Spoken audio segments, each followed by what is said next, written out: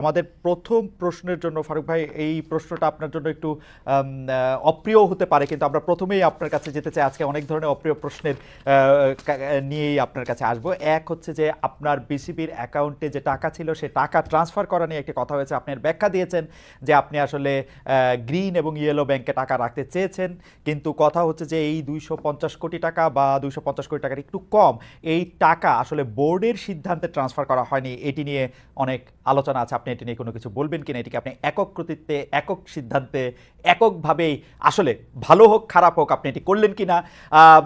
আপনি আমাকে অনুমতি দিলে একটু এটা এরকম বলতে পারি, ওই ব্যাংকগুলি, যে ব্যাংকগুলিতে আপনি টাকা রাখলেন, তাদের থেকে আপনি বিশেষ কোনো সুবিধাও পেলেন কিনা?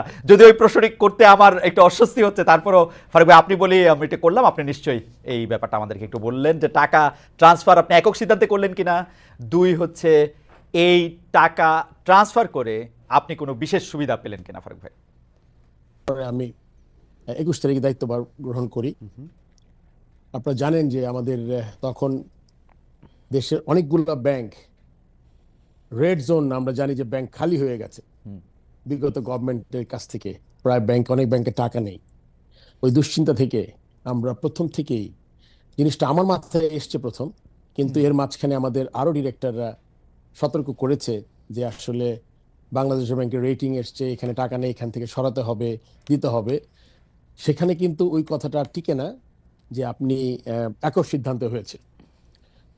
এখানে দু তিনটা জিনিস খুব ইম্পর্টেন্ট, আপনাদের সবাইকে বুঝতে হবে। প্রথম, আমি চিন্তা করেছি অ্যাজ এ বোর্ড প্রেসিডেন্ট, কেননা সবার দায়ভার আছে আমাদের, কিন্তু প্রথম দায়ভার কিন্তু আপনার কর্তা ব্যক্তি, যিনি হেড অফ দ্য অর্গানাইজেশন। সেক্ষেত্রে আমার মাথায় চিন্তাটা এসছে এবং আমার বোর্ডের বিভিন্ন মানুষ থেকে পরামর্শ পেয়েছি আমি। এটা কোনো বোর্ড মিটিংয়ে না, এটা হলো গিয়ে বিভিন্নভাবে যে আমরা যখন ঢুকেছি কি কি করতে পারি। প্রথম মাথায় যেটা এসছে সেটা হচ্ছে আমাদের অন্য বোর্ড ডিরেক্টরদের মতোই আমারও, যে আমাদের প্রথম টাকাটাকে সিকিউর করতে হবে। আমরা জানি বেশ কিছু ব্যাংকে তখন তারল্য সংকটে ভুগছে এবং নাই বললে চলবে। তখন আমরা ডিসাইড করলাম যে টাকাটা আমরা প্রথম আপনার ইন্টারেস্ট রেট না, প্রথম টাকাটা হলো গিয়ে একটা রেড জোন থেকে ইয়েলো বা গ্রিন জোনে যাই, প্রথম চিন্তা। তারপরে চিন্তা আসলো আমার মাথায়, যখন দেখলাম ওখানে ইন্টারেস্ট রেটও বেশ কম, 8 থেকে 9, 7.5 আছে, সরকারি ব্যাংকও আছে ওখানে। সো ওই ভয় থেকে আমরা চিন্তা করলাম যে আমাদের ব্যাংকের টাকাগুলো আগে নিয়ে যাই। তারপর আমরা রেটের ব্যাপারে আসলাম, যে ইন্টারেস্ট রেট যদি বেশি পাওয়া যায় তাহলে আমাদের বোর্ডের আপনার ইনকাম বাড়বে। থার্ড যেটা চিন্তা করেছি, যেটা আমার আগের যারা বোর্ডে ছিলেন, যদিও আগের বোর্ডের মানে এখন আমি আগের বোর্ড নিয়ে কাজ করছি, 8 জন আগের বোর্ডের, আর 15 জন দেশ থেকে চলে গেছেন। তারা যখন যে কাজটা করেছেন তাদের থেকে আমি তখন মনে করেছিলাম যে যদি ইন্টারেস্ট রেটটা বেটার হয়, তারা ব্যাংকে আমরা টাকা রাখবো শুধু ইন্টারেস্ট রেট দেখে না, তাদের থেকে আমাদের ব্যাংকে স্পন্সরশিপ। কারণ আপনি জানেন infrastructure ডেভেলপমেন্টে you need sponsors, which is a very integral part of the board. তখন চিন্তা করলাম তার সাথে স্পন্সরশিপে যোগ করলাম যে আমি যাকে টাকা দিব ইন্টারেস্ট রেট বাড়বে, বেস্ট ইন্টারেস্ট রেটে দিব, তারপর আবার আপনার স্পন্সর নিব। এখন আমি একটা জিনিস সবার কাছে এই কোয়েশ্চেনটা করতে চাই, ব্যাংকের প্রথম হলো কি রেট থেকে ইয়েলো অ্যান্ড গ্রিন, ব্যাংকে গেলাম, তারপরে বেস্ট ইন্টারেস্ট রেট পেলাম, অন টপ অফ দ্যাট 8 কোটি 10 কোটি টাকা স্পন্সর নিলাম। এরপরে আর কোনো মার্জিন থাকে কিনা আমার কোনো জানা নাই আসলে। অ্যান্ড আপনার কোশ্চেন দিয়ে স্ট্রেট করি, একটা মানুষ তো মিলাবে যে একটা মানুষ তার career as a cricketer, as a selector, একটা মানুষ কিন্তু হঠাৎ করে আপনি বুঝতে পারবেন না এটা মানুষ কেমন। তো সেই দিকে বিবেচনা করলে আপনার ওখানে কোনো আর্থিক লেনদেন কোনো প্রশ্নই ওঠে না, ওখানে কোনো মার্জিনও ছিল না। বরং আগে যেভাবে ছিল সেখানে আপনার ওখানে মার্জিনটা বেশি ছিল। যখন 8.5 থেকে আপনি 11.5-তে 12-তে যাবেন ইন্টারেস্ট রেট, তার সাথে স্পন্সরশিপ যোগ হলে, এবং অন টপ অফ দ্যাট আমি এটাও চেয়েছি যে তারা আমাদের ইনফ্রাস্ট্রাকচার ডেভেলপমেন্টও আসবেন, লাইক প্রতিশ্রুতি পেয়েছি আমি প্রায় 25-30 কোটি টাকা। সো দিস ইজ এটা মানে in a nutshell that the reason. And সবাই বোর্ডের জানতো, এবং সিগনেটারি আপনি জানেন যে আমি সিগনেটারিটাও আমি নেইনি বোর্ড প্রেসিডেন্ট হওয়ার পরে। এটা একটা কথা আসে যে সিগনেটারি পরে হয়েছে। আসলে প্রথম আমার মিটিং যেদিন আমি প্রেসিডেন্ট হলাম, ওই রেজুলেশনে 21 তারিখে আমাদের একজন বোর্ড ডিরেক্টর দেশ থেকে চলে গেছেন, তার জায়গায় আমরা আরেকজনকে ডিরেক্টরকে আমরা সিগনেচার করেছি, যেটা আমার হাতে নেই। তারাই এখনো সব চেক সই করছেন, সবকিছুতে সই করছেন। না সো ফারুক ভাই, আমি মনে হয় এর এইখানে চেয়ে বেশি আর কিছু এক্সপ্লেন ফারুক ভাই, করতে পারবো না। না আপনি এটা চিঠি দিয়েও জানিয়েছেন, কিন্তু আসলে আমরা একটু কনফিউজ হই কখন আমরা দেখেছি যে এখানে সিগনেচার ছিল ফাইন্যান্স কমিটির প্রধান জনাব ফাহিম সিনার, আমি যদি ভুল না হয়ে থাকে, এবং পরিচালক মাহবুবুল আনামের। তো তারা, আপনার ছিল না সেটি আপনি ঠিকই বলেছেন, কিন্তু তারা বলছেন সিদ্ধান্তটি বোর্ড সভায় নেওয়া হয়নি, আপনার সিদ্ধান্তে তারা সিদ্ধান্ত দিয়েছেন। ব্যাপারটা কি ঠিক আসলে?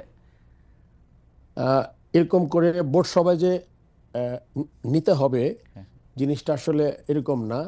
কেননা কিছু কিছু আপনার জিনিস থাকে যখন আপনি ইনফর্মালি আলাপ করে নেন। এখন যখন অনেক কনসার্ন, যখন ওই বোর্ড সভা 1 মাস 2 মাস পরে হবে, তারপর আপনি সিদ্ধান্ত নেবেন, তখন ব্যাংকে যখন আপনি টাকা আনতে যাবেন সিদ্ধান্তের পরে কোনো টাকা থাকবে না। সো ওই সময়টা ছিল না, কিন্তু ইনফর্মালি প্রতিটা বোর্ড ডিরেক্টর জানতেন। এখন তারা যদি কিছু বলে থাকেন এটার বাইরে অন্য কিছু, এটাতে আসলে আমার কোনো কমেন্ট করার কিছু নাই। বাট এবং এই কনসার্নটা তাদেরও ছিল যে হ্যাঁ, it is a very good idea, I think we should go to better banks with green and yellow জোনে ফ্রম রেড জোন ব্যাংকস।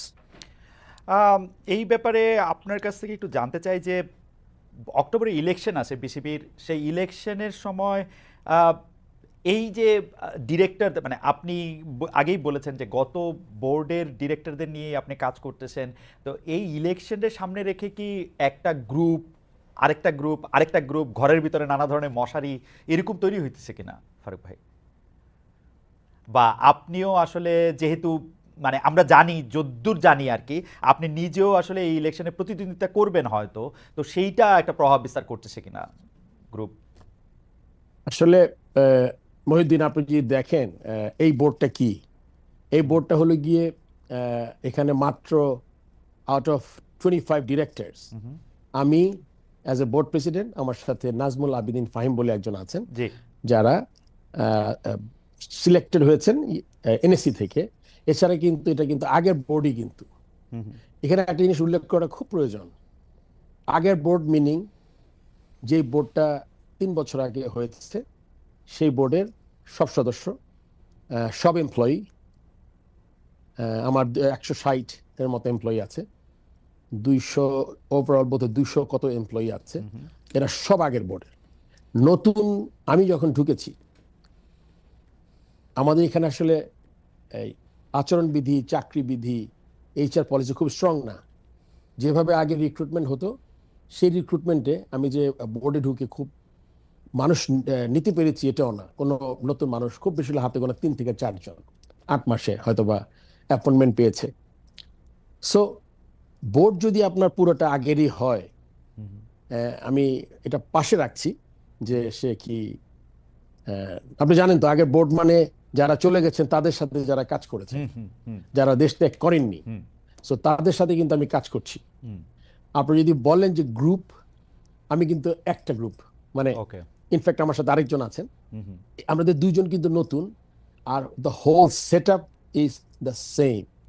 আমি কারো চাকরি নেইনি, কেউ টার্মিনেট হয়নি, একটা বা 2টা ছেলেকে সাসপেন্ড, একটা নোটিশ করেছি, খুব সম্ভবত একটা ছেলেকে টার্মিনেশনের একটা নোটিশ করা হয়েছে।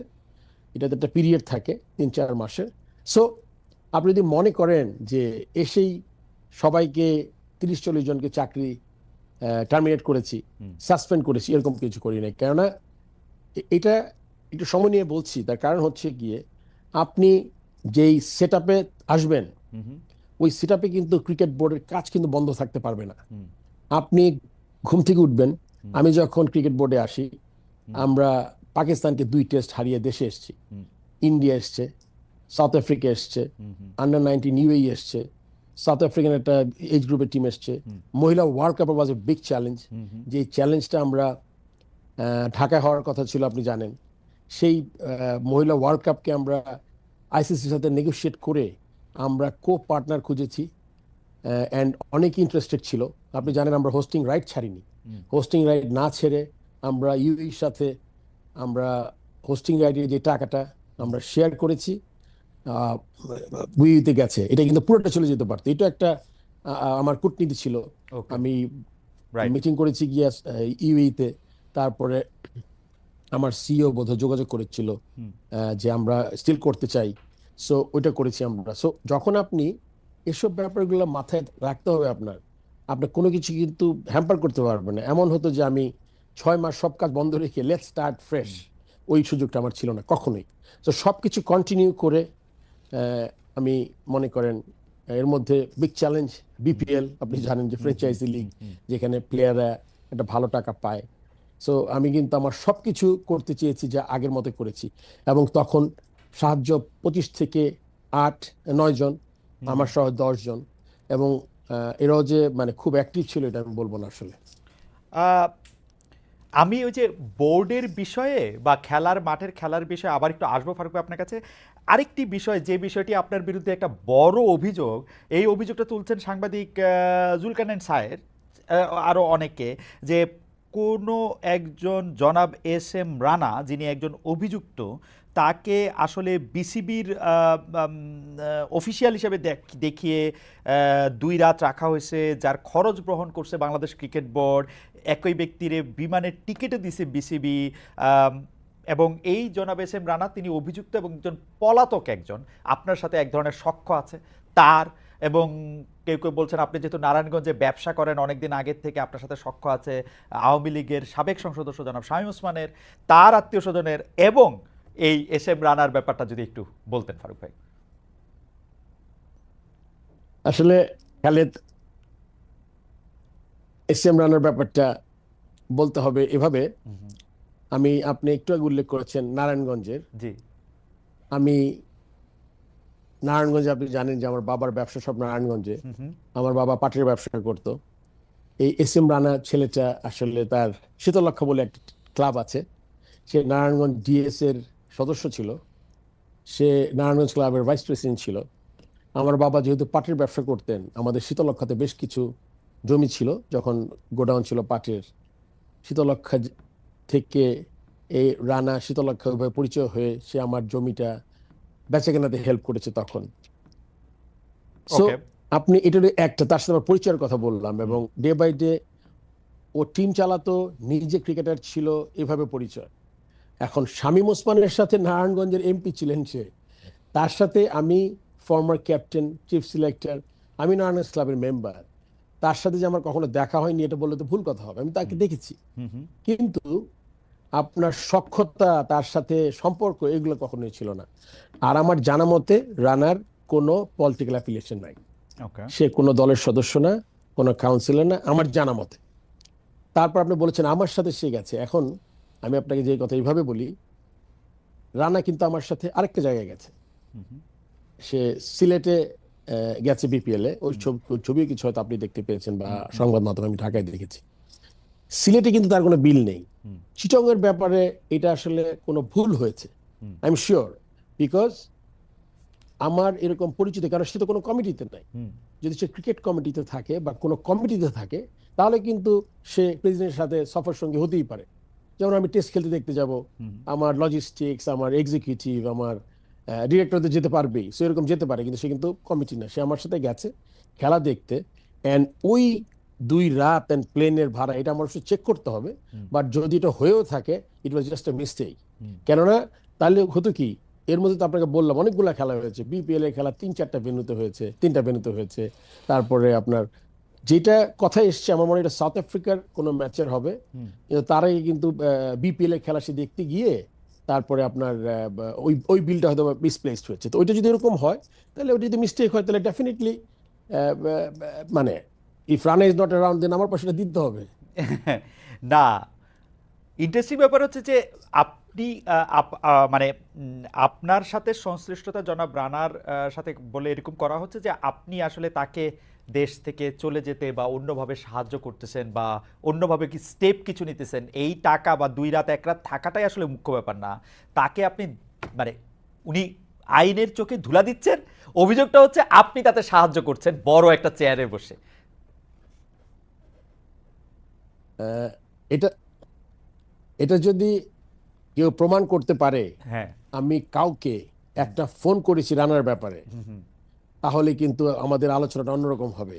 আচ্ছা। আমি কোনো এসপি, ডিসি, নারায়ণগঞ্জের এনি পিবিআই, যারা যারা সংশ্লিষ্ট যারা আছেন আইন শৃঙ্খলা রক্ষাকারী, তাদের যদি কোথাও কোনো সম্পৃক্ততা পাওয়া যায়, বরং এটা একটা উল্টো, মানে রানার সাথে আমাকে মিশিয়ে এটা একটা স্টোরি করা হচ্ছে, যেটাকে আমাকে ডিমিন করা হচ্ছে। আচ্ছা, ঠিক। ব্যাপারটাকে বুঝাতে পেরেছি আমি আপনাকে? আমার মনে হয় যে মোটামুটি এই ব্যাপারটা আমি বুঝতে পেরেছি, দর্শকরাও নিশ্চয়ই আপনার ভাষণটা শুনেছেন। আমি আবার একটু বোর্ডে ফিরে তো আসি।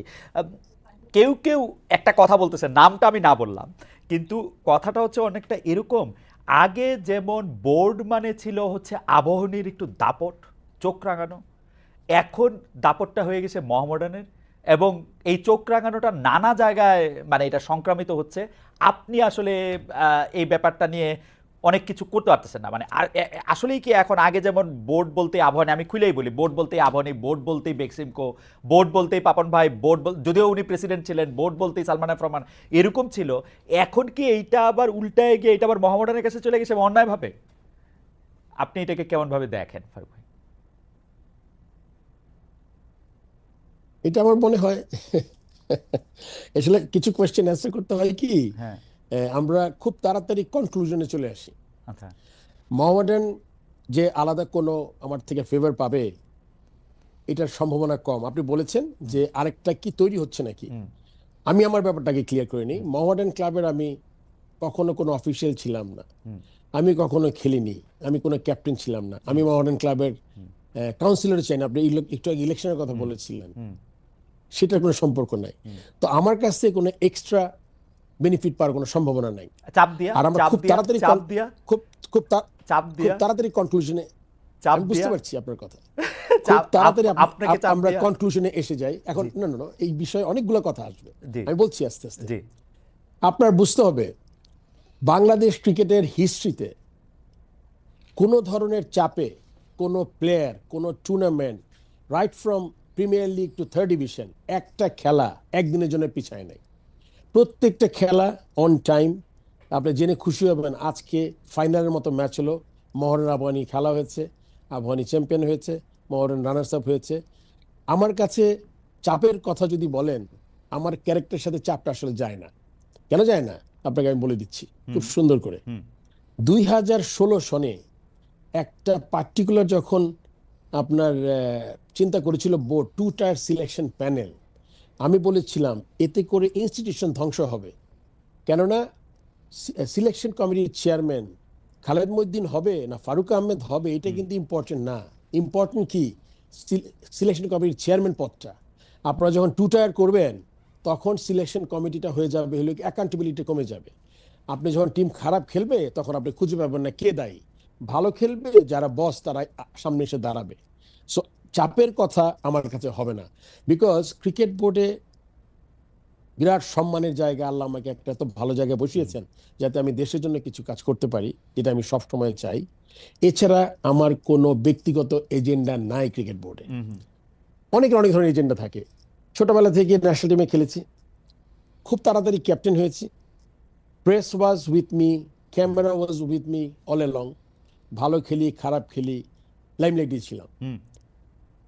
সৎ হিসাবে মানুষ জানে খুব ভালো করে যে আমি মানুষ হিসাবে কেমন। এটা আসলে শত্রুরা কিছু দুই একজন ছাড়া, আপনি জানেন যে যারা যাদের কোনো এজেন্ডা আছে তারা ছাড়া, কিন্তু এটা তারা জানে যে আমার অনেস্টিটা কেমন। As a chief selector also, because আমি যে সময় 2003-এ চিফ সিলেক্টর এবং 2013-তে চিফ সিলেক্টর, তখন আমি একটু আগে বলেছেন চাপ, বিরাট চাপ। আমরা যখন খেলতাম তখন আবাহনী মোহামেডান এমন সিলেক্টররা করেছে, দেখো তো 4টা আবাহনী হয়েছে, 5টা মোহামেডান না হলে কিন্তু বিরাট ঝামেলা হবে, এটা কিন্তু করা যাবে না, 5-5। আমি কিন্তু যখন সিলেকশন করতাম, আমার চশমাটা থাকতে হলে গিয়ে টিনের চশমা বলি আমি আর কি, কিছু দেখা যাবে না কি নাম, আবাহনী না মোহামেডান।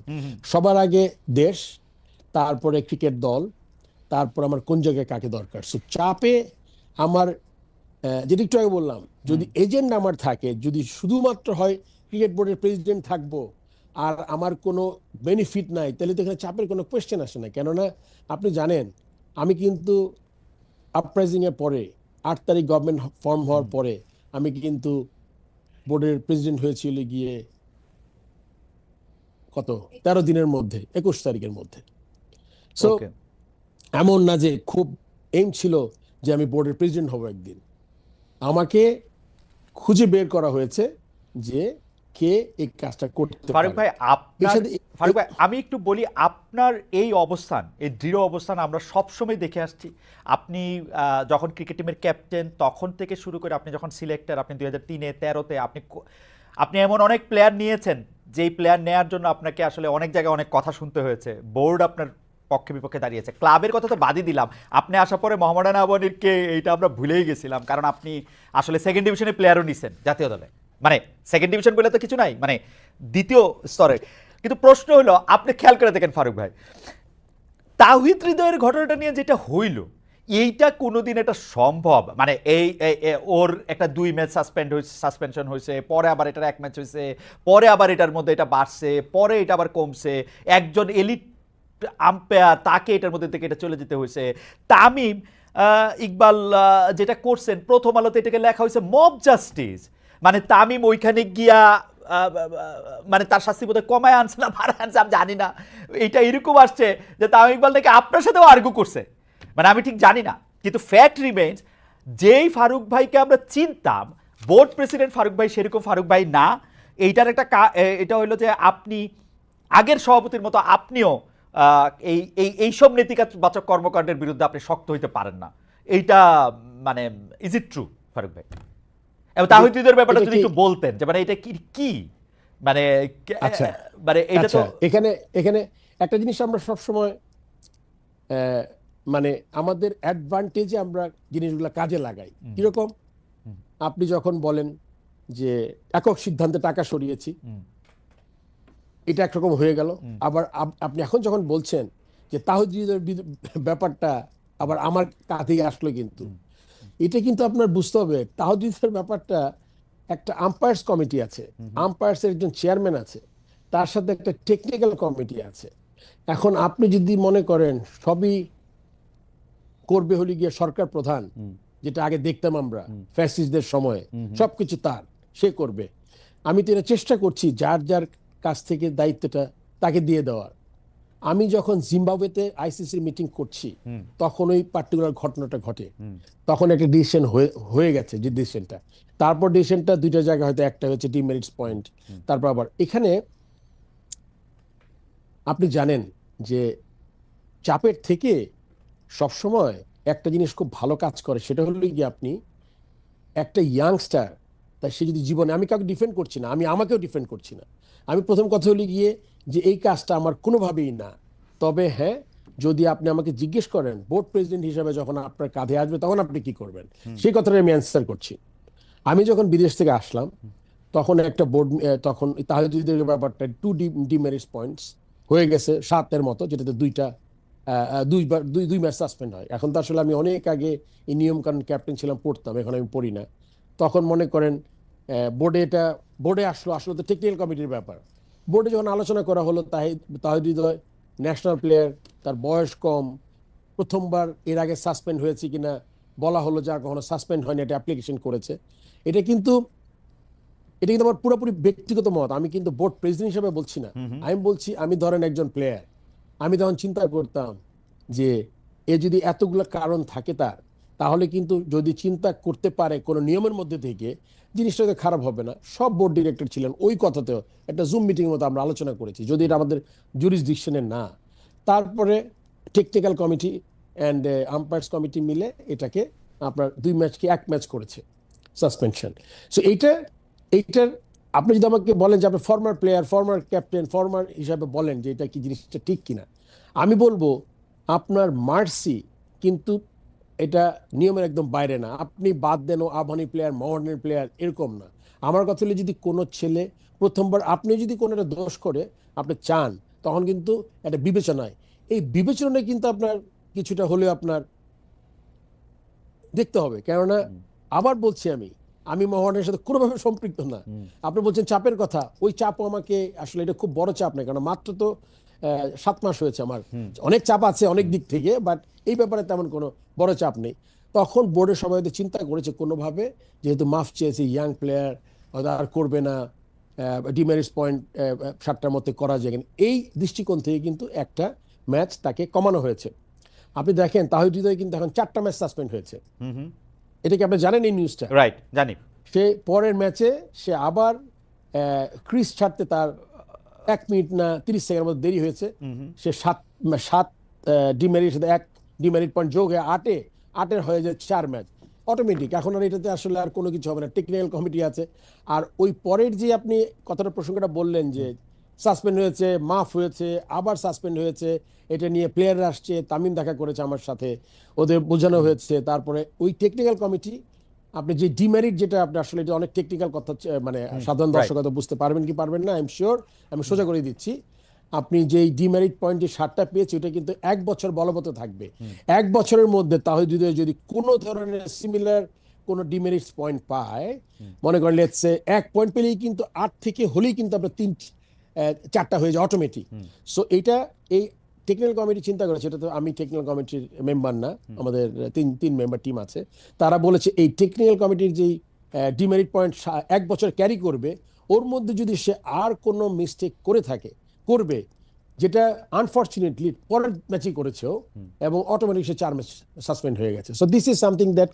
না, কিন্তু ফারুক ভাই, আমাদের একটা প্রশ্ন, তামিম ইকবালের ক্রিকেট আমি 2006 থেকেও যদি ধরি, তামিম ইকবাল সিনিয়র পর্যায়ে, মানে জাতীয় দলে তো বটেই, এই পর্যায়ে ক্রিকেট খেলে হচ্ছে 2006, 25, 19, 18, 19 বছর সে ক্রিকেট খেলে।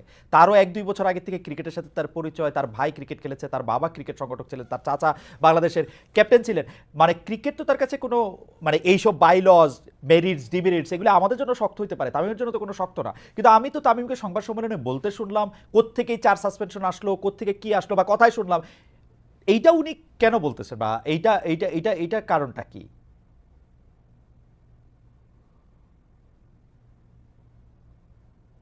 এটার কারণটা আসলে আমার কাছে, আমি আসলে এটা অ্যান্সার করতে পারবো না। এটার অ্যান্সার তারই করতে হবে, আম্পায়ার্স কমিটি অ্যান্ড টেকনিক্যাল কমিটির সাথে বলতে হবে।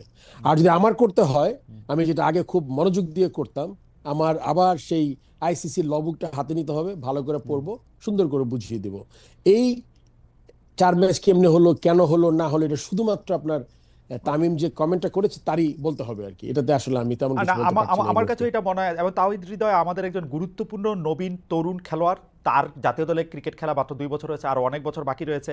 আমরা নিশ্চয়ই তাহিদ হৃদয়, যদি আজকে আপনি এসেছেন বলে যদি এই অনুষ্ঠান দেখে থাকেন বা দেখেন, কারো কাছে শুনেন, আমাদের আহ্বান থাকবে যে তিনি ক্রিকেট খেলোয়াড়ের মতোই আচরণ করবেন। 1 ম্যাচ, 2 ম্যাচ, 5 ম্যাচ, বছর সাসপেন্ড হওয়াটা বড় কথা না, একটা ক্রিকেটার হওয়াটা অনেক বেশি গুরুত্বপূর্ণ, যেটা আমরা বুঝি আর কি। আর আম্পায়ার্স কমিটি, টেকনিক্যাল কমিটি, তাদেরও আসলে দায়িত্বের ক্ষেত্রে আমি জানি না, যেহেতু তাদের দায়িত্ব আলাদা, তারা তাদের দায়িত্ব ঠিকমতো পালন করবেন বলেই আমাদের বিশ্বাস। আমরা পরবর্তী ধাপে যাচ্ছি ফারুক ভাই, কিন্তু আমরা দর্শকদের কাছে জানতে চেয়েছিলাম, সভাপতি হিসেবে ফারুক আহমেদ 8 মাস পাশ করেছেন। প্রিয় দর্শক, তার নেতৃত্বে দেশের ক্রিকেট সঠিক পথে আছে বলে মনে করেন কিনা? আনফর্চুনেটলি শতকরা 91% দর্শকই মনে করছেন যে এটা সঠিক পথে নাই, শতকরা 9% দর্শক মনে করছেন এটা সঠিক পথে। আপনি আসলে নারায়ণগঞ্জে প্রচুর পরিমাণে জমি কিনছেন, জমি বিক্রি করছেন, এবং ওর অনেকটাই আসলে ঠিক সরল পথে হচ্ছে না। আপনি কি এটা নিয়ে কিছু বলবেন কিনা, এবং এইটা আপনার কাছে অনেকেই এই ব্যাপারটা নিয়ে সামনে আসছে? অবশ্যই বলবো, জি কারণ আমি যখন বোর্ড প্রেসিডেন্ট ছিলাম না, তখন তো আমার একটা প্রফেশন ছিল। জি আমি যখন 2017-তে যখন আপনার সিলেকশন কমিটি থেকে 16-তে আমি যখন রিজাইন করি, তখন তো আমি চিন্তা করলাম যে আমি কি করব। মানে ম্যাক্সিমাম সময় পার করেছি ক্রিকেটে। অ্যান্ড আপনার তারপরে আমি আমার ফ্যামিলির একটা বিল্ডিং কনস্ট্রাকশন করি, তারপর থেকে আস্তে আস্তে কনস্ট্রাকশন ল্যান্ডে। আপনি দেখেন আসলে মিথ্যা, আমার I have all the respects for the media people, তারা বাংলাদেশ ক্রিকেট অসঙ্গতি সবকিছু তুলে ধরে, কিন্তু আমার মনে হয় ব্যাপারটা খুব গুরুত্বপূর্ণ একটা মানুষের। এটা আমি বলে না, দেখেন আমি তো ফারুক আহমেদ আজকে এখানে এসছি, হয়তোবা যখন ভোটাভুটি হবে বা অন্য কেউ আসবে চেয়ার, আমাদের কিন্তু চেয়ারটার দামটা দেওয়া দরকার। দ্য প্রেসিডেন্ট বাংলাদেশ ক্রিকেট বোর্ডের অর্গানাইজেশন হেড, যখন আপনি মিথ্যা কথা বলে বেরিয়ে একজন মানুষের ডিমিন করার চেষ্টা করেন, এটা সবচেয়ে দুঃখজনক। একটা জমি, আমি জমির ব্যবসা করি, জমি আমার থাকতেই পারে। আমার বাবা was a businessman and he was industrialist. আমরা ছোটবেলা থেকেই আমরা মোটামুটি দেখেছি। সো ব্যবসায়িক পরিবারের একটা ছেলে, আপনি জমি কিনেছি, যে জমিটা একটা ছবি দেখেছি আমি, ক্রয় সূত্রে মালিক, এই জমিটা আমি কিনেছি না বায়না করেছি 2023 সনের সেপ্টেম্বরে, বায়না রেজিস্ট্রি এটা এসছে। ফারুক আহমেদ কি প্রেসিডেন্ট হওয়ার পরে কেনা বেচা করলেন কিনা, আর অন্য কোথাও আমার জমি সব মিলিয়ে কয়েক শতাংশ জমি হবে হয়তো, নিজের জায়গা ছাড়া, নয়ামেট একটা জায়গা ছোড়া ছাড়া কয়েক শতাংশ জমি বেশি নাই। এই যে ঢালাও একটা জিনিস, এটাতে কি কোনো এজেন্ডা কাজ করছে কিনা আপনার বুঝতে হবে। ইলেকশন সামনে, ইলেকশনের জন্য এই কাজটা কোনো পার্টিকুলার এজেন্ডা নিয়ে কেউ করছে কিনা এটা কিন্তু আমাদের খতিয়ে দেখা দরকার। কেননা আপনি একটা সংবাদ যখন প্রচার করবেন, সংবাদটা প্রথমে আমার মনে হয় যে আপনি আমাকে এখন কোশ্চেন করছেন একটা ঘটনা ঘটার পরে, আপনি কিন্তু ছেড়ে দিচ্ছেন পত্রিকায় বা একটা নিউজ করে দিচ্ছেন যে এটা এইরকম। আপনাকে আমি বললাম যে আপনি 2 বছর আগে এটা বায়না করেছি, আমার সাইনবোর্ড, আপনি জানেন সাইনবোর্ডটা টাঙানোটা খুব জরুরি বাংলাদেশে, আপনি দেখে থাকবেন আগে আমরা দেখতাম যে মানে আমি লিখতাম ফারুক আহমেদ ফরমার প্লেয়ার, এরকম কিছু। এখন জায়গা জমি তো মনে করেন আমাদের, আমরা সবাই তো বাংলাদেশে যারা থাকি তারা জানে যে এটা একটা খুব ইজি একটা কাজ না। সো সাইনবোর্ডটা থাকাটা জরুরি, খালি সময়টা আপনার দেখতে হবে, ফাইন্ড আউট করতে হবে। আর ঢালাও যে অভিযোগ, এটা থেকে আমি বিরত থাকতে বলবো। আপনি তাওহীদের ব্যাপারে অনেক সমালোচনা হয়েছে, বিপিএল নিয়ে প্রচুর সমালোচনা হয়েছে। বিপিএল এর কিন্তু আমরা ভালো দিকটা ভুলেই গেছি এবার। বিপিএল এ আপনি এবার রেকর্ড সংখ্যক দর্শক, এইরকম উইকেট, এইরকম প্লেয়ারদের পারফরমেন্স, টিকিট বিক্রি, আপনি জাস্ট ইমাজিন করেন 8টা বিপিএল এ 15 কোটি টাকা টিকিট বিক্রি করেছেন আপনি। আমি একটা বিপিএল এ ডিজিটাল প্ল্যাটফর্মে গিয়ে, এটা অনেকে পছন্দ করেনি জিনিসটা, ওখানে গিয়ে আমি টিকিট বিক্রি করেছি 12.5 কোটি টাকা, আর টিকিটিং পার্টনার নিচ্ছে আরো 1 কোটি টাকা, 13.5 কোটি টাকার টিকিট বিক্রি করেছি আমি। সো আপনি জাস্ট ইমাজিন, এক বিপিএল এ আমি ক্রস করেছি, আমি 8টা বিপিএল এর সমান টিকিট বিক্রি করেছি। সো ভেস্টেড ইন্টারেস্ট যাদের আছে, তারা তো মনে করেছে যখন টিকিট দিয়ে শুরু হয়েছে, এটা কিন্তু আলটিমেটলি শুধু টিকিটে থামবে না। যত সব জায়গায়, এই যে আপনি প্রথমেই যেটা আমরা আলোচনা শুরু করেছিলাম ব্যাংকে টাকা দেয়াটা, এই ব্যাংকে টাকা দেয়াটা দিয়েও কিন্তু আমি এবার বছরে 6.5 থেকে 7 কোটি টাকা ইন্টারেস্ট বেশি পাবো। আর আপনি যদি বলতেন যে আপনার রেড ব্যাংক থেকে রেড ব্যাংকে গেছে টাকা, তাহলে কিন্তু আমি একটা there is something that you can এখানে একটা think of. কথা আসে যে আপনি 250 কোটি টাকা নিয়েই নাড়াচাড়া করলেন কেন? বাকি 900 কোটি টাকার 750 কোটি টাকা ঠিক আছে? 650 কোটি না টাকা? না, আমি তো বলি নাই ঠিক আছে। আচ্ছা। এটা আপনার 250 কোটি টাকা, প্রত্যেকটা টাকা হ্যাঁ, হ্যাঁ, আমি যাকে দিব, এটা তো আমি আপনাকে আগেও বলেছি হ্যাঁ, হ্যাঁ। যে টাকাটার জন্য আমার best bank, best interest rate, ব্যাংকের যেই যত কিছু আপনার ব্যাংকের কিছু ক্যামেল রেটিংস, আপনার যা যা আছে আর কি, আমার টাকাটা হুট করে দিব, তাড়াহুড়া করব, হবে না। আপনি জানেন আমি নাম বলতে চাই না কোনো পার্টিকুলার ব্যাংকের, একটা ব্যাংক থেকে আমি ম্যাক্সিমাম টাকা অন্য ব্যাংকে ট্রান্সফার করেছি। এই টাকাটা মানুষ কিন্তু সোশ্যাল মিডিয়াতে আপনার প্রথমে এসছে টাকা সরিয়েছি, টাকা তো এখানে সরানোর কোনো ব্যাপার না, এটা ট্রান্সফার হয়েছে পার্টিকুলার এক ব্যাংক থেকে আরেক ব্যাংকে। আপনি আর যে বাকি টাকাগুলো আছে এগুলো আমরা আস্তে আস্তে সরাবো, কারণ আপনাকে একটু আগে বলেছি আমি যে আমাদের এই 250-200 খবর আসলো 118 কোটি টাকা সরিয়ে দিয়েছি। এখন যারা এই নিউজটা করেছেন তারা বললেন 3টা ব্যাংকে সরিয়েছি। আপনি দেখেন 2টা নিউজের মধ্যে কতটা অনেক পার্থক্য। পার্থক্য, Right. কতটা ইজি টু মিসলিড পিপল। তারপরে কিন্তু আমি যেহেতু আমার জিনিসটা আমার মধ্যে আছে, আমি জানি exactly what I am doing with my board, আমি প্রায় 238 কোটি টাকা ট্রান্সফার করেছি এক ব্যাংক থেকে এক ব্যাংক। এখানে জনতা ব্যাংক থেকে গেছে 100 কত কোটি টাকা। আপনি জানেন জনতা ব্যাংকের তারল্য সংকট আছে, Right. এরকম অনেকগুলো ব্যাংকের তারল্য সংকট আছে। সো আমার ব্যক্তিগত অভিমত, ইলেকশন যারা ভেস্টেড ইন্টারেস্টেড যারা ছিল, প্রতি বছর তারা এই জিনিসগুলা আমার মনে খুব চিন্তা করা দরকার, এবং আমি আবার চেষ্টা করব আরো যদি কোনো ব্যাংকের রেটিং তো আপনার মাঝে মাঝে ইমপ্রুভ করে আবার কমে যায়। এখন ওই রেজাল্ট আসলো কি, আমি 3টা ব্যাংক, আসলে তো 238 কোটি 13টা ব্যাংকে গেছে টাকাটা। এই 13টা ব্যাংকের মধ্যে prime bank, city bank, EBL, আপনি এগুলো আবার ইন্টারেস্ট রেট কম কিন্তু আমার এদের, আমার কাছে কেননা এদেশে আমার কাছে মনে হয় যে আপনি যেহেতু একটা জাতীয় ক্রিকেট দলকে আপনি লিড করেছেন, সেজন্য আপনার দল খুব গুরুত্বপূর্ণ।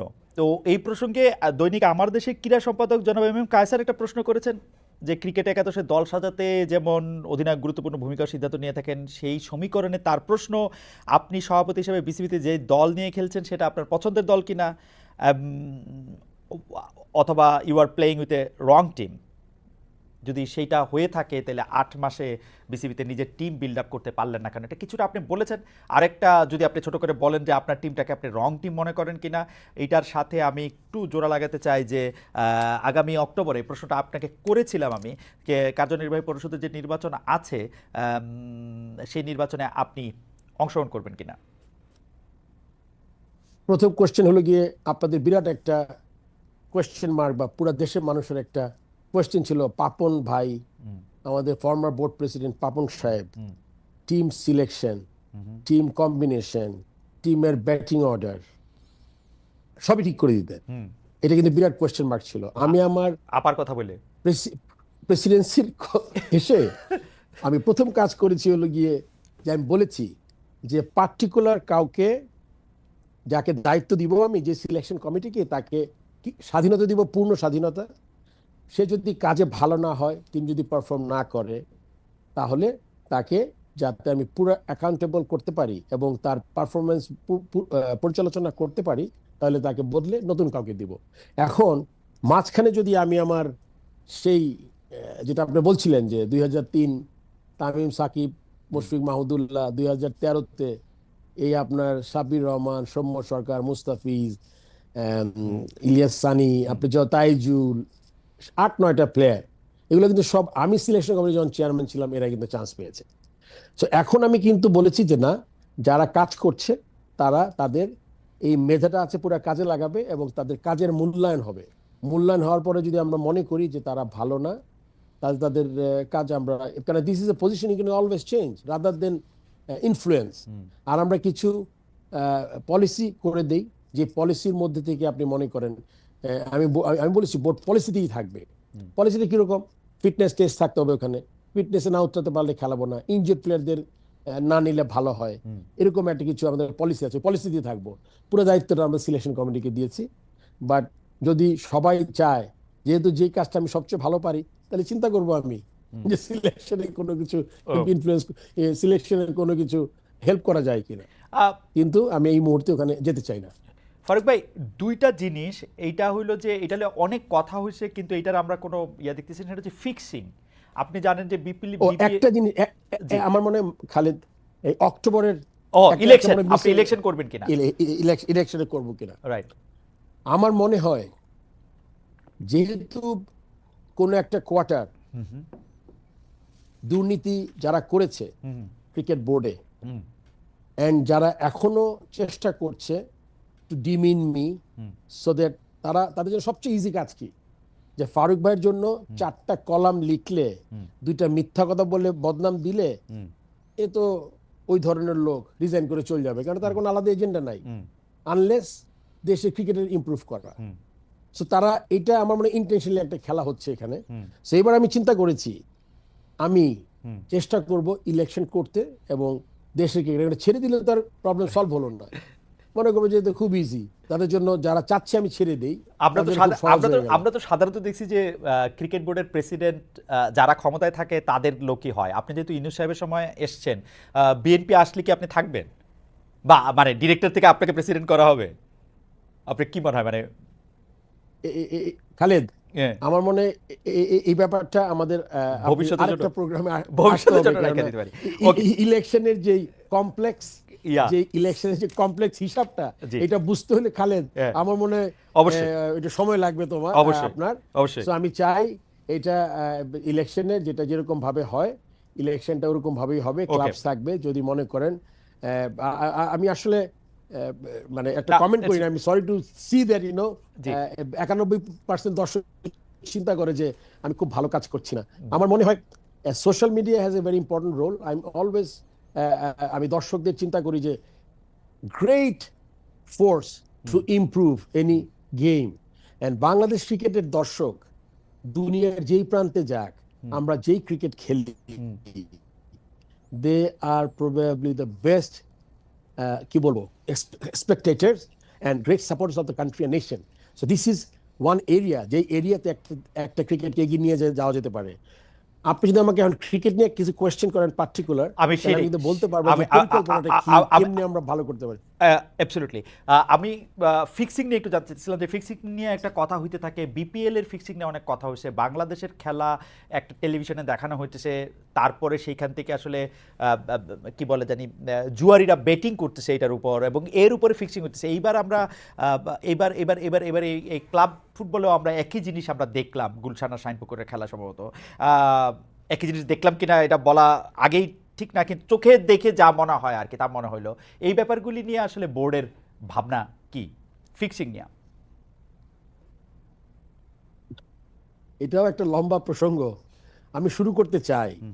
এবার কিন্তু আপনি জানেন যে প্রথমবারের মতো বিপিএল তো টেলিকাস্ট হয়, আমাদের ফ্র্যাঞ্চাইজি টুর্নামেন্ট। এবার ঢাকা প্রিমিয়ার লিগও আপনার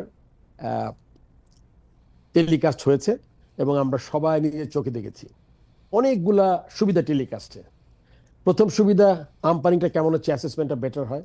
কেন আপনি জানেন ঢাকাতে শুধু মিরপুর স্টেডিয়ামে খেলা হয় না, আমরা 3-4টা ভেন্যুতে একসাথে খেলি। বিকেএসপিতে 2টা মাঠ, ঢাকা স্টেডিয়াম, তারপর আপনার পিকেএসএফ একটা জায়গা আছে। সো সব জায়গায় যে টিভির জায়গাটা, তাতে করে আপনি অ্যাটলিস্ট বুঝতে পারেন যে কি হয়।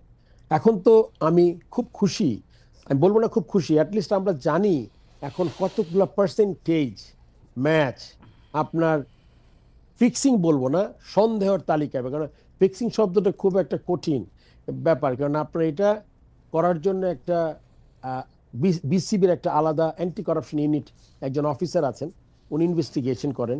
আপনি জানেন যে আমরা বিপিএল এর যে কথাগুলো উঠেছে, ওটার উপর ভিত্তি করে আমরা একটা ইন্ডিপেন্ডেন্ট কমিটি করে দিয়েছি, যারা হেডেড বাই ফর্মার জাজ, উনি হাইকোর্টের, ওনার আর প্লাস দুইজন, একজন শাকিল কাশিমুদ্দিন শ্রদ্ধেয়, উনি ক্রিকেট খেলতেন, আর একজন শেলি বলে আরেকজন লয়ার, খুবই, তারা এখনো কাজ করছেন, তারা প্রচুর ইন্টারভিউ করেছেন। আমরা কাজটা শুরু করেছি কিন্তু জাস্ট রাইট আফটার বিপিএল শেষ হয়েছে 7 তারিখে, খুব সম্ভবত জানুয়ারির, আর আমরা কাজটা শুরু করেছি 15 তারিখ থেকে।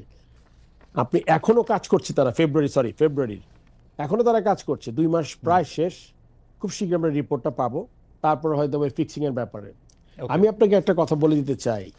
আমি যদি এখানে থাকি, আপনার ক্রিকেটে যেই অনাচার, ক্রিকেটে যেই খারাপ কাজ হয়েছে, আমি আমার শেষ চেষ্টা পর্যন্ত আমি চেষ্টা করে যাবো যাতে আমি ইমপ্রুভ করাতে পারি। ক্রিকেটে গত 10-12 বছরে যা হয়েছে, এটা আসলে as a former cricketer, captain, এটা আমি কোনোভাবেই আমি জাস্ট ধাতস্থ হতে পারি না, এটাকে আমি ফারুক পারি না। ভাই আপনি তো এটার পার্ট ছিলেন কিছু টাকা পয়সা কি মানে বাংলাদেশের জাতীয় ক্রিকেটের একটা পার্ট ছিলেন কিছু একটা সময়, যেহেতু আপনি চিফ সিলেক্টর ছিলেন, সেই সময় কি আপনি টের পেয়েছিলেন যে চিফ সিলেক্টরের সাথে টিমের পার্টিসিপেশন, টিমের খেলা, এটা কিন্তু আসে না। ওকে, I mean, selection is a job. You have to make the best possible side who will represent the country. And আপনার লিগে যেসব কাজ হতো, এটা তো আপনার, যদি আমি আপনাকে একটু এলাবোরেট করি, আপনি একটু বুঝুক, আমার মনে দর্শকরা জানুক ব্যাপারটা। আমরা একটা 3rd ডিভিশন কোয়ালিফাইং বলে একটা টুর্নামেন্ট হতো, 2013-14 পর্যন্ত হয়েছে। 40 থেকে 60টা টিম পার্টিসিপেট করতো, যারা পাড়ার বড় ভাইয়ের কাছ থেকে চাঁদা নিয়ে হয়তো বা আসতো খেলতে, 25,000 টাকা হয়তো বা আপনার রেজিস্ট্রেশন ফি ছিল। এটাকে জাস্ট ভোটের রাজনীতির জন্য আপনার 2014 থেকে 2024 10 বছরে আপনি 2টা করে টিম 5 লক্ষ টাকা করে নিয়মের তোয়াক্কা না করে 2টা করে টিম প্রতি বছর উঠতো। এখন এই 2টা করে টিম উঠতো, তার মানে কি আপনার অন্য কোনো পার্টিসিপেশন এখানে 5 লাখ টাকা করে আপনার নিতে হতো। খালি জাস্ট ইমাজিন খালেদ, প্রত্যেক টিমে যদি আমি 60টা, যেমন এবার পার্টিসিপেট করেছে, আমরা এসে আবার শুরু করেছি, 60টা টিম পার্টিসিপেট করেছে।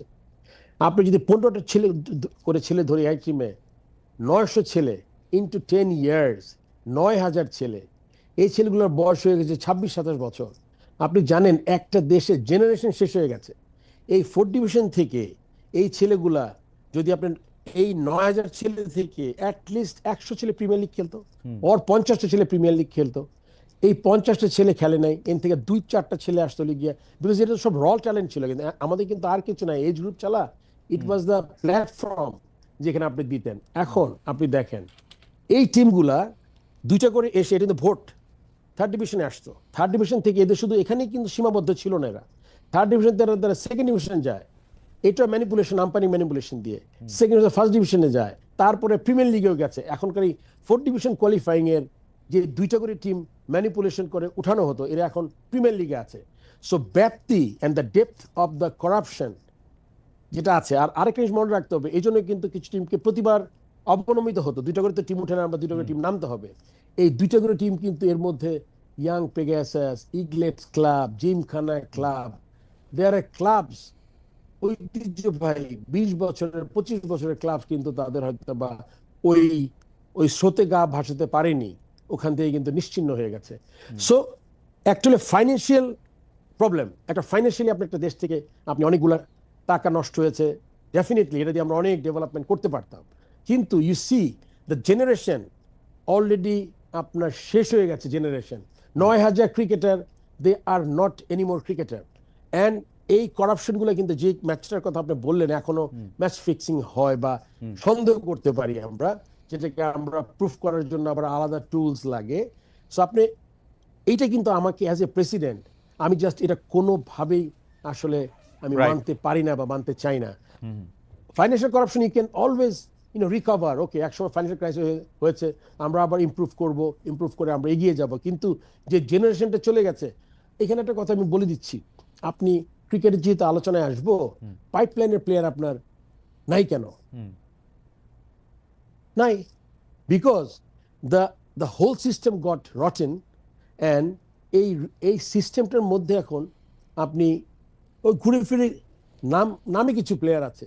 Why we are not getting player like Tamim, Saqib, Mushfiq, এই Mahmudullah? প্রশ্নটা Why we are, আমি জি with due respect, the time the team we have, it's not bad. I'm talking about the pipeline of the players. I mean, national টিমে যে ছেলেগুলো আছে, they are talented.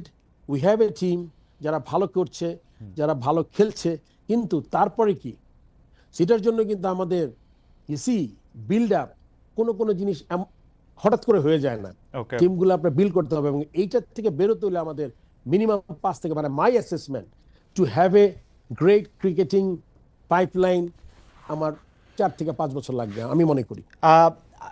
আমরা আপনার এই সময় আপনার ক্রিকেট এবং পাইপলাইন নিয়ে আমরা সর্বশেষ প্রসঙ্গে আসব। তার আগে আমরা একটু এই প্রশ্নটা করতেই হবে যে সাকিব আল হাসান এই ডেইলি সানে দেয়া এক সাক্ষাৎকারে বলেছেন, আমি এখনও বাংলাদেশে খেলতে চাই আর এই ইচ্ছা সবসময় থাকবে। এই নিয়ে বিসিবি সভাপতি থেকে সরকারের শীর্ষ পর্যায়ের কর্মকর্তা সবার সঙ্গে যোগাযোগ করেছি।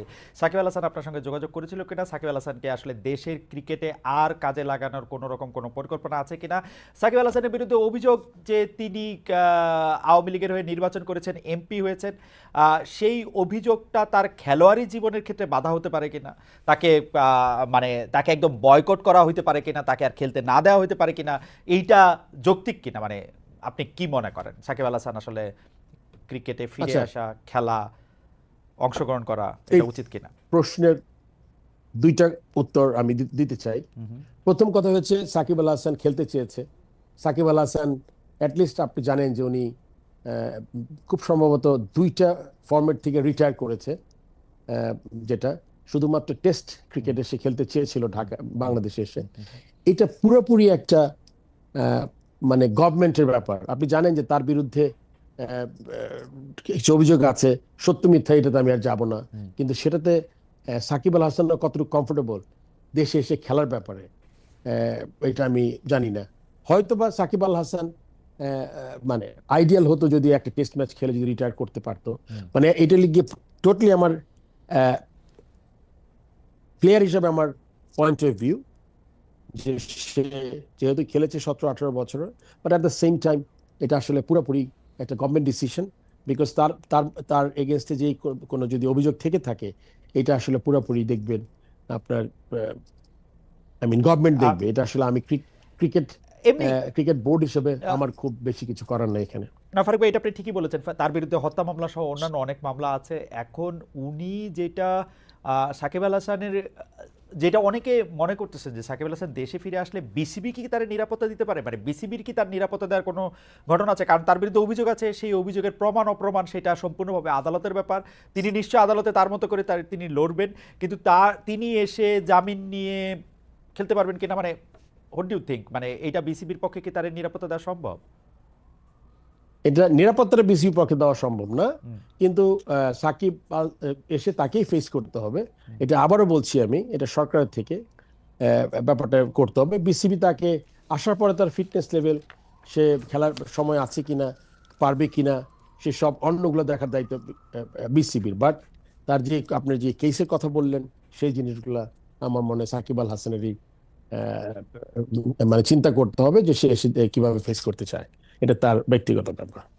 ফারুক ভাই, একটু খেলোয়াড়দের প্রসঙ্গে আসি। আমরা কিন্তু এই মিলিনিয়াম, মানে 2000 সালের পর থেকে প্রথম 10 বছর তিনি একবার চিফ সিলেক্টর ছিলেন, 13তে এসে আবার চিফ সিলেক্টর হয়েছেন। আপনি খুব ভালো করে জানেন যে আমরা কিন্তু খেলোয়াড়দের একটা বুম দেখেছিলাম, অনেক প্রতিভাবান খেলোয়াড়দের, বিশেষ করে যাদের আমরা পঞ্চপাট্টা বলতেছি, অর্থাৎ মাশরাফি, সাকিব, তামিম, মুশফিক এবং মাহমুদুল্লাহ রিয়াদ ছাড়াও আরও অনেকেই সে সময় এসেছেন। মুস্তাফিজের কথা আমরা বলতে পারি, পরে আরও সৌম্য এসেছেন, আমাদের আমাদের আমাদের আমাদের এখন তাসকিন আছেন। তাসকিন আছেন, তারা তারা তারা সবাই কিন্তু এই সময়ের মধ্যে এসছেন। কিন্তু প্রশ্ন হচ্ছে তারপরে কে? আপনি একটা কারণ অবশ্য বলতে চাইলেন যে থার্ড ইয়ার থেকে কোয়ালিফাইং এ যখন প্লেয়ার আসবে, মানে প্লেয়াররা যখন চোখে পড়ে সিলেক্টরদের, কোচদের, ভালো যারা ম্যানেজার আছেন তাদের, সেই সময়টাই আসলে একরকম তাদের গোড়াটা কেটে দেওয়া হয়েছে, তাদেরকে আমরা দেখতে পাই নাই, সেটা একটা কারণ।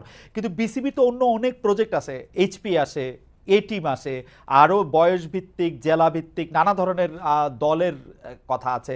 কোচ হিসাবে সারা বাংলাদেশে নানা ধরনের কোচিং ইয়া করা কথা। আমরা কিন্তু আশা করেছিলাম যে ফারুক ভাই আপনি আসার পরে এর অনেক কিছু মানে কার্ভটা পজিটিভ হবে। আমার চোখে আমি যে কার্ভটা পজিটিভ দেখেছি আপনি আসার পরে, আপনি সারাক্ষণই মাঠে খেলা রেখেছেন।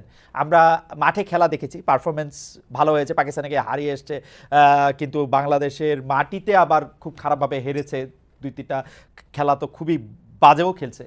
কিন্তু আমি পাইপলাইনের কথা যদি আমি বলি, বাংলাদেশ জিতলে আমার কাছে, যেমন পাকিস্তানের সাথে, আমার কাছে মনে হয় যে নাহিদ রানা, হ্যাঁ এরকম একটা চান্স হঠাৎ করে এরকম একটা জ্বলছে, ওটা ছাড়া মানে এটা সিস্টেমেটিক যে একটা শক্তিশালী দল মনে হওয়া বাংলাদেশকে 2014-15 যেরকম মনে হয়তো, এইটা এরকম মনে হইতেছে না আসলে, এবং পাইপলাইনটাও নাই।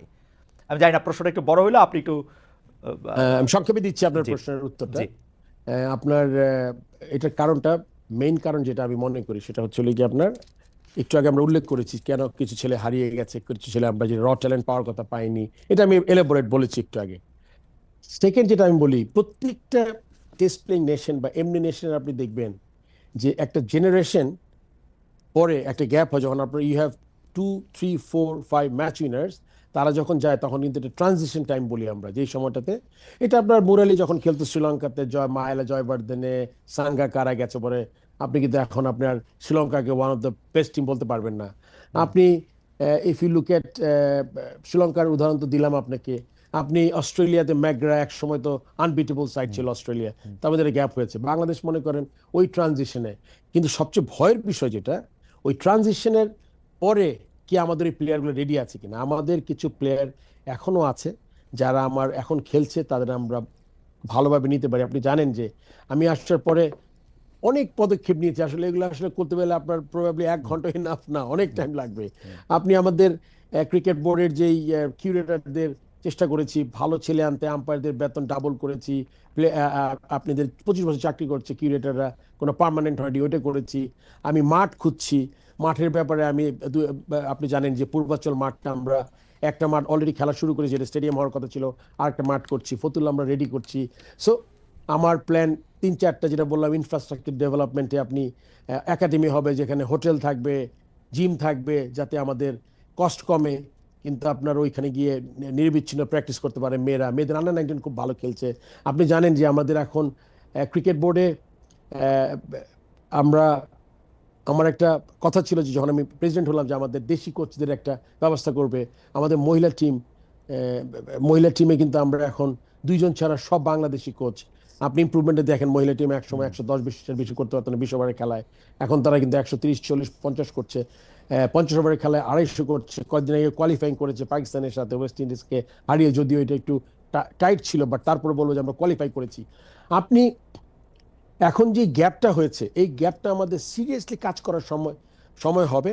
অ্যান্ড এই সিরিয়াসলি কাজ করলে আপনার একটা সময় একটু সময় লাগবে এখন, বিকজ যেটা বললাম যে আমাদের 4-5টা ম্যাচ উইনার একসাথে কিন্তু তারা মাঠে চলে গেছেন। এই জায়গাগুলো রেডি করতে হলে আপনার প্লেয়ার আছে, কিন্তু পার্টিকুলারলি ওদের বুঝতে হবে যে ওর পার্টিকুলার রোল কি। অ্যান্ড সেক্ষেত্রে আপনি ন্যাশনাল টিমে সালাউদ্দিনকে আমরা সিনিয়র অ্যাসিস্ট্যান্ট কোচ করেছি, আরও আরেকজন দুজনকে আমরা ঢুকাবো চিন্তা করেছি। এই টিমে আপনি দেখেন, এই টিম আন্ডার 19 সবগুলো কিন্তু ফারুক ভাই, আপনাকে তো আর সবকিছুর জন্য দায়ী করা যাবে না।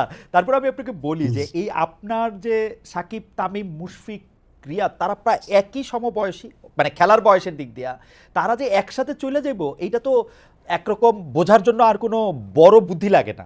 তো ওইটার জন্য কি আসলে মানে মুশফিকের যাওয়ার সময় আস্তে আস্তে এরকম মুশফিকের মতো এরকম একজন প্লেয়ার এর মধ্যে থেকে চার্জ দিতে দিতে পিছনে দাঁড়ায় থাইকে দেওয়া, এই ব্যাপারটা কি ছিল? আমরা ক্রিকেট বোর্ডকে বা সিলেকশন বোর্ডকে কিন্তু প্রায় দেখেছি পপুলিস্ট হইতে, মানে হঠাৎ করে ধোয়া উঠলো যে এখন বিজয়কে নিতে হবে, সৌম্যকে বাদ দিতে হবে, সৌম্যকে নিতে হবে, লিটন সরকারকে বাদ দিতে হবে, লিটনকে নিতে হবে, রনিকে বাদ দিতে হবে, মানে মানে একটা পুরা, আপনি জানেন ফারুক ভাই আমি কি বলতেছি, মানে এইটা ওই একদিনে খবরের কাগজ পড়লে বুঝা যেত যে এইবার সিলেক্টররা কি সিদ্ধান্ত নিবে। এইটা এইটা কেন হয়েছে? মানে একজন প্লেয়ারে ব্যাক কইরা যে তার পিছনে দাঁড়ায় থাকা, ওইটা তো আমরা দেখি নাই খুব বেশি। ওটা সত্যি কথা। আপনি যে নামগুলো বললেন এগুলো সব কিন্তু 4, 5, 7, 10 বছর ধরে খেলছে বাংলাদেশ টিমে, হ্যাঁ, এই প্লেয়ারগুলোর নাম করেছে। হ্যাঁ। একটা নতুন ছেলের নাম আপনি বলতে পারেননি। এবং আর তারা আমি নতুন ছেলে, জি। আমি এই জি। 6-7 মাসে কোনো নতুন ছেলে আমি ইনজেক্ট করতে পারবো না। রাইট। এটা কিন্তু সিলেক্টরদের দায়িত্ব। Right. হ্যাঁ, আমি প্রসেসটা, সিস্টেমটা রেডি করে দিতে পারি। আমি এইচপির যে আমাদের চেয়ারম্যান আছেন ওনাকে আমি পুশ করতে পারি, লেটস স্টার্ট। যেটা আমরা, যে জিনিসগুলো আমরা পিছনে ফেলে এসেছি, যে জন্য আমাদের নষ্ট হয়েছে পাইপলাইন, ওই জিনিসগুলো আমাদের জন্য আপনার অপেক্ষা করতে হবে। বাট এটা বলার সাথে সাথে আপনি যে নামগুলা এক নিঃশ্বাসে বলে ফেলেছেন, it has got some significant.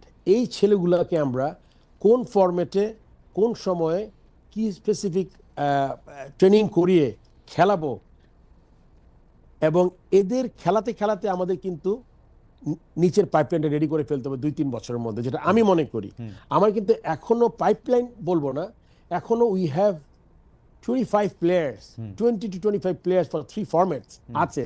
কিন্তু এদের সুযোগটা, এদের পিছনের সময়টা, কে কোন ফরম্যাটের জন্য পারফেক্ট, এটা আসলে আমি যেই কাজটা করতে আমি সবচেয়ে বেশি ভালোবাসি, ক্রিকেটের প্লেয়ারদের সাথে সময় কাটানো, ক্রিকেটের ইমপ্রুভমেন্টের কাজ করা। এখন তো আমি বাউন্সার সামলাচ্ছি, বাউন্সার ক্রিকেটে বাউন্সার শব্দটা তো জানেন। এখন বল আসছে সব মাথার উপর দিয়ে, ডান দিক থেকে বাঁ দিক থেকে। সো এইটা আমি চাই না। আমি চাই, I want to give more to the nation as a former captain, former chief selector.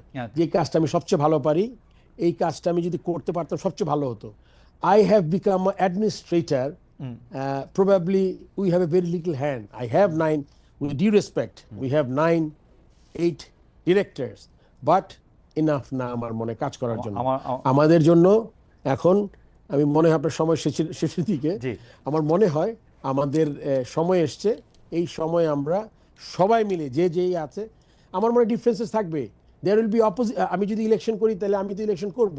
আমি এখনো ওয়ান ম্যান, মানে sorry, due respect to everyone, one man না। আমি কাজ করছি, আমার সাথে লোক আছে। বাট আমি মনে করি যে যদি 25 জন হতো, এই কাজটা আমরা ভালোভাবে এগিয়ে নিয়ে যেতে পারতাম।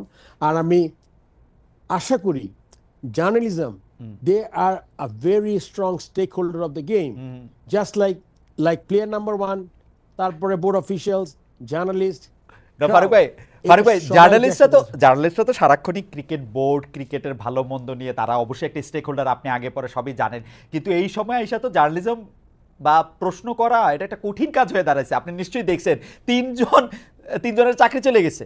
এখন কি কারণে গেছে, তারা আবার ফেরত পাইবো কিনা, কি প্রশ্ন করলো, এই প্রশ্নে এত কি অফেন্স নেয়ার আছে, মানে প্রশ্ন করলে কেন অফেন্স নেয়ার আছে এইটা আমি বুঝি না। কিন্তু ফ্যাক্ট রিমেন্স 3 জনের চাকরি চলে গেছে। আপনি দেখেন এই সংস্কৃতি উপদেষ্টারে কি কোথায়? প্রশ্ন করছিল, এই জন্য চলে গেছে। আমরা আশা করব যে আপনি বাউন্সার আসলে আপনি প্রোটেক্টিভ গিয়ার পরে আসবেন, ব্যাট দিয়ে বলারের মাথায় বাড়ি দিবেন না, এবং এবং আপনি যেরকম স্ট্রেট ব্যাটে খেলতেন সেরকম স্ট্রেট ব্যাটেই খেলবেন, অন্য জনের মতো হইবেন না যে প্রশ্ন করলো চাকরি চলে গেল, ফেসিবাদের দালাল হয়ে গেল। আর এই প্রশ্ন খারাপ করলে এরে বাদ দেন। আমি আমার ফুল রেসপেক্ট আছে, আমার ফুল রেসপেক্ট টু দ্য জার্নালিস্ট আপনারা যারা কাজ করে যাচ্ছেন অক্লান্তভাবে।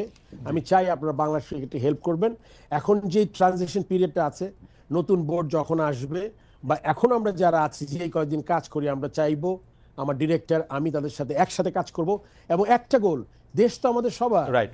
আমি যদি দেশকে মাথায় রাখি তারপর দলটাকে মাথায় রাখি তাহলে কিন্তু আমাদের আর কোনো প্রবলেম আমার মনে হয় যে আপনি জানেন বাংলাদেশ জি বাংলাদেশ বাংলাদেশ দেশটা আমরা আমাদের ইয়াং ছেলে আমার যে অ্যাডভাইজার আছেন আসিম মাহমুদ এনে দিয়েছেন। আসিম মাহমুদ যেভাবে ব্যাক করেছেন আমাকে, আমি I have full respect in him. I hope আচ্ছা, আরেকটা জিনিস ফারুক ভাই, এইটা একটু জিজ্ঞেস করি।